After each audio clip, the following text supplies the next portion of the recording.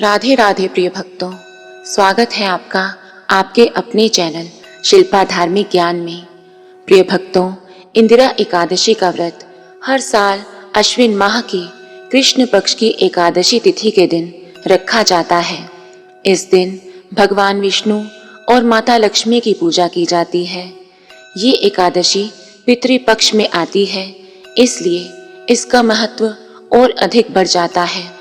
ये एकादशी तिथि अश्विन मास के कृष्ण पक्ष में आने वाली इंदिरा एकादशी तिथि मनुष्य के सभी पाप कर्मों को नष्ट करती है और उसे सर्वोच्च आध्यात्मिक फल प्रदान करती है।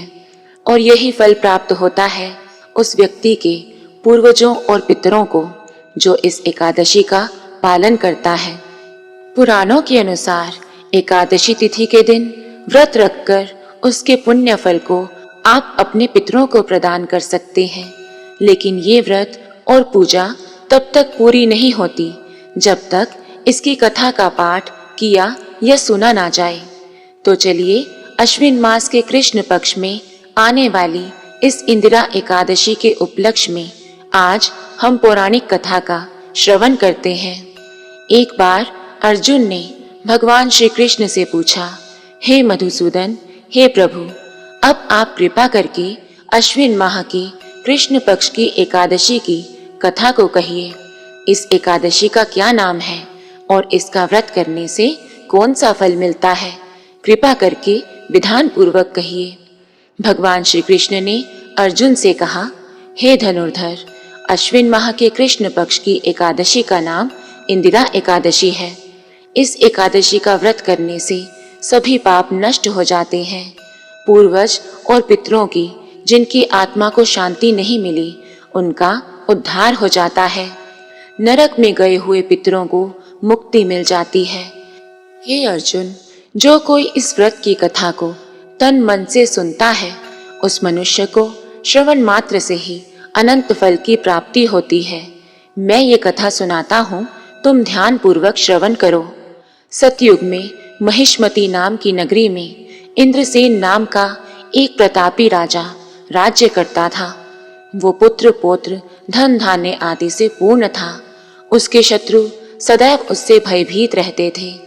एक दिन राजा अपनी राजसभा में सुखपूर्वक बैठा था कि महर्षि नारद वहां आए। नारद जी को देखकर राजा आसन से उठा। राजा ने प्रणाम करके उनका अतिथि सत्कार किया, उन्हें आदर सहित आसन दिया। नारद मुनि बोले, हे राजन, आपके राज्य में सब कुशल से हैं। आपके राज्य में सभी सुख भोग रहे हैं। प्रजा को किसी प्रकार का कोई कष्ट, कोई दुख नहीं है। मैं आपकी इस उदारता को देखकर, आपकी धर्म परायणता को देखकर अत्यंत प्रसन्न हूँ। नारद जी की बात सुनकर राजा ने कहा, हे देवर्षि, ये सब तो आपकी कृपा है जो मेरे राज्य में हर प्राणी सुख भोग रहा है और सब कुशलता पूर्वक है, और आपकी कृपा से ही मेरे सभी यज्ञ और कर्म आदि सफल हो गए हैं। हे महर्षि, अब आप कृपा करके ये बताएं कि आपका यहाँ आगमन किस प्रयोजन से हुआ है, मैं आपकी क्या सेवा करूं? तब नारद मुनि ने राजा से उनके वहां आने का प्रयोजन बताते हुए कहा, हे राजन, मुझे एक महान विस्मय हो रहा है कि एक बार जब मैं ब्रह्मलोक से यमलोक गया था, तब मैंने यमराज की सभा में तुम्हारे पिता को बैठे देखा। तुम्हारे पिता महान ज्ञानी, दानी और धर्मात्मा थे। मगर हे राजन, आपके पिता ने बताया कि किसी कारणवश एकादशी के व्रत में उनसे कोई बाधा उत्पन्न हो गई थी, जिसकी वजह से उन्हें यमलोक में यमराज के पास ही समय व्यतीत करना पड़ रहा है। आपके पिता ने आपके लिए एक संदेश भेजा है। नारद मुनि के मुख से ये बात सुनकर राजा बड़ा बेचैन हो गया। राजा ने उत्सुकता पूर्वक पूछा, क्या संदेश है महर्षि? कृपा करके यथाशीघ्र बताएं। राजन, तुम्हारे पिता ने कहा है, महर्षि, आप मेरे पुत्र इंद्रसेन, जो कि महिष्मती नगरी का राजा है, के पास जाकर एक संदेश देने की कृपा करें कि मेरे किसी पूर्व जन्म के एकादशी व्रत के बिगड़ने के कारण ही मुझे ये लोक मिला है। राजा इंद्रसेन पिता की इस स्थिति को सुनकर बहुत दुखी हुए। उन्होंने नारद जी से पिता को मुक्ति दिलाने का उपाय जानना चाहा। तो नारद ऋषि ने कहा, हे राजन, आपके पिता ने कहा है कि यदि मेरा पुत्र अश्विन माह के कृष्ण पक्ष की इंदिरा एकादशी का व्रत करे और उस व्रत के फल को मुझे दे दे तो मेरी मुक्ति हो जाएगी। मैं भी इस लोक से छूटकर स्वर्ग लोक में वास करूंगा। इंद्रसेन को अपने पिता के यमलोक में पड़े होने की बात सुनकर महान दुख हुआ और उसने नारद से कहा, हे नारद जी, ये तो बड़े दुख का समाचार है कि मेरे पिता यमलोक में पड़े हैं। मैं उनकी मुक्ति का उपाय अवश्य करूंगा।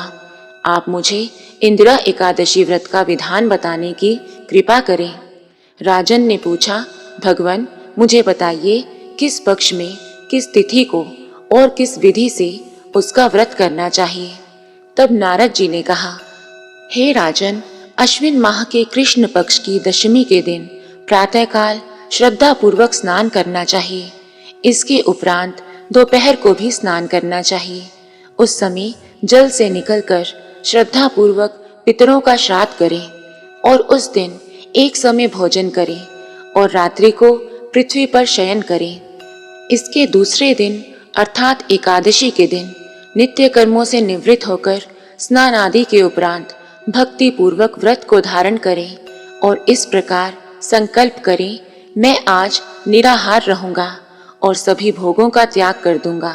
इसके उपरांत अगले दिन भोजन करूंगा। हे ईश्वर, आप मेरी रक्षा करने वाले हैं। आप मेरे उपवास को संपूर्ण करवाइए। इस प्रकार आचरण करके दोपहर को शालिग्राम जी की प्रतिमा को स्थापित करें और ब्राह्मण को बुलाकर भोजन करवाएं और दक्षिणा दें। भोजन का कुछ हिस्सा गाय को अवश्य खिलाएं और भगवान विष्णु का धूप, नैवेद्य आदि से पूजन करें और रात्रि को जागरण करें। तदुपरांत द्वादशी के दिन मौन रहकर बंधु बांधवों सहित भोजन करें। हे राजन, ये इंदिरा एकादशी के व्रत की विधि है। यदि तुम आलस्य त्याग कर इस एकादशी के व्रत को करोगे तो तुम्हारे पिता अवश्य ही स्वर्ग के अधिकारी बन जाएंगे। नारद जी राजा को सब विधान समझाकर आलोप हो गए। राजा ने इंदिरा एकादशी के आने पर उसका विधान पूर्वक व्रत किया और पूरे विधि विधानों से श्रद्धा भाव से पूजा अर्चना की और अपने पिता के नाम का श्राद्ध किया तथा दूसरे दिन ब्राह्मणों को भोजन करवाकर दान दक्षिणा देकर उन्हें विदा किया। उसके बाद राजा ने स्वयं भोजन किया। बंधु बांधवों सहित इस व्रत के करने से आकाश से पुष्प की वर्षा हुई और राजा के पिता यमलोक से रथ पर चढ़कर स्वर्ग को चले गए। इस एकादशी के प्रभाव से न केवल राजा के पिताजी को मुक्ति प्राप्त हुई बल्कि राजा इंद्रसेन भी इहलोक के सुख भोग कर अंत में स्वर्गलोक को गए। फिर भगवान श्री कृष्ण ने कहा, हे सखा, ये मैंने तुम्हारे सामने इंदिरा एकादशी के महात्म्य का वर्णन किया है। इस कथा के पढ़ने और सुनने मात्र से ही सभी पापों का शमन हो जाता है और अंत में मनुष्य स्वर्गलोक का अधिकारी बनता है। प्रिय भक्तों, इस कथा से हमें भी सीखने को मिलता है कि मनुष्य जो भी प्रण करे उसे चाहिए कि वो उस प्रण को तन मन धन से पूरा करे। किसी भी कार्य का प्रण करके उसे तोड़ना नहीं चाहिए। तो प्रिय भक्तों, यदि आपकी भी इच्छा है कि आपके पितरों को स्वर्ग की प्राप्ति हो और आप इस व्रत को करने का सोच रहे हैं तो इस दिन पूजा करने के बाद इस कथा को आप अवश्य श्रवण करें। ऐसा कहा जाता है कि इस कथा को पढ़ने या सुनने मात्र से ही भगवान विष्णु जल्द प्रसन्न होकर सभी मनोकामनाओं को पूर्ण करते हैं। प्रिय भक्तों, यदि आपने अभी तक हमारे चैनल को सब्सक्राइब नहीं किया है तो कृपया चैनल को सब्सक्राइब करें। भगवान विष्णु आप सभी पर अपनी कृपा बनाए रखें। इस मंगल कामना के साथ हम आपसे विदा लेते हैं। धन्यवाद।